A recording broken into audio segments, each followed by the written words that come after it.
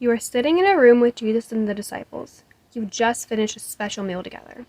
Earlier in the evening, Jesus washed your feet and the feet of all the disciples. Your mind is still processing the unusual events of this night when Jesus stands up, looks in your direction, and asks, "Will you come with me?" You stand and follow Jesus, silently wondering what's going on now. It's dark and cold outside, and you're very tired.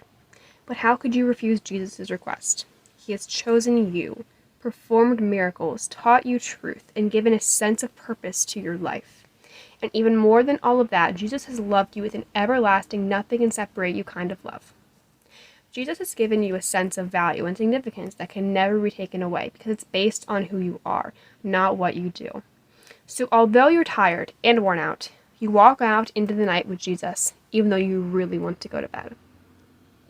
As you begin walking, Jesus turns to you and says, "I want you to be with me as I pray." You sense he doesn't want to be alone tonight. On countless other occasions, he's gone off by himself to pray. But tonight he's asked you to accompany him. Tonight he wants you there with him. You feel honored by a special request. You walk together in silence. There is no one else around. It's very, very quiet. The only noise you hear is the sound of your footsteps in the leaves and Jesus' deep sighs. He seems troubled, anxious, even worried. You've never seen him act like this before. When you reach an olive orchard at the foot of the hill, Jesus stops and says to you, "Sit here and pray for me while I go over there and pray." Wow. Jesus wants you to pray for him. You sit down and lean back against the tree. The ground is cold, and your body feels achy and tired. Your eyelids seem to weigh 100 pounds as you fight to stay awake and pray for Jesus. As Jesus walks a little way away from you, it seems the weight of the world is pressing more and more upon him with each step. He walks very slowly. His shoulders are hunched. Then you see Jesus fall with his face to the ground. You hear his anguished sighs. You hear his voice as he begins to pray. His voice sounds troubled, almost desperate. You'll hear him as he pleads with God, "My Father, if it is possible, may this cup be taken from me." Jesus is asking for God the Father's help. It sounds as though he's trying to get out of doing something.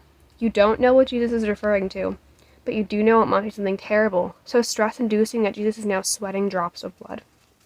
You've heard Jesus pray before, but you've never heard him say anything like this. You also know Jesus always receives whatever he requests from the Lord, so you're convinced he'll be freed from whatever he's struggling with right now. But then you hear Jesus conclude his prayer, "Yet not as I will, but as you will."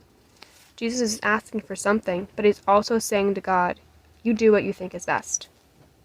You watch and listen to Jesus as he prays this prayer 3 times, concluding each time with, "Yet not as I will, but as you will." You sit quietly, watching as Jesus struggles to trust God.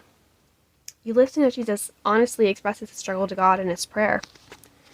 You begin to wonder if it might be okay for you to be this honest with God about the things you struggle with, even those that you believe God wants you to do. If Jesus can be honest with God, then maybe you can be honest with God too.